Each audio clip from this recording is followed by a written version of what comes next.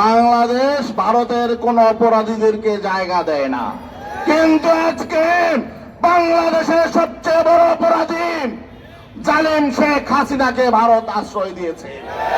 ভারত অপরাধী, তারা তাদের অপরাধ ঢাকার জন্য এখন বিভিন্ন নাটক সাজাচ্ছে। ভারত শেখ হাসিনাকে আশ্রয় দিয়ে তারা আন্তর্জাতিক আইন লঙ্ঘন করেছে, মানবাধিকার লঙ্ঘন করেছে। বাংলাদেশের একজন জঘন্য খুনিকে তারা আশ্রয় দিয়েছে। আবার বাংলাদেশে একজন দেশদ্রোহী চিন্ময় দাস একজন দেশদ্রোহী অপরাধী বাংলাদেশের আইনে তাকে গ্রেফতার করা হয়েছে। বাংলাদেশের আদালতে তার নামে দেশদ্রোহিতার মামলা আছে। সেই মামলা কাজে নিয়ে সে সারা দেশে উস্কানিমূলক বক্তব্য দিতেছিল।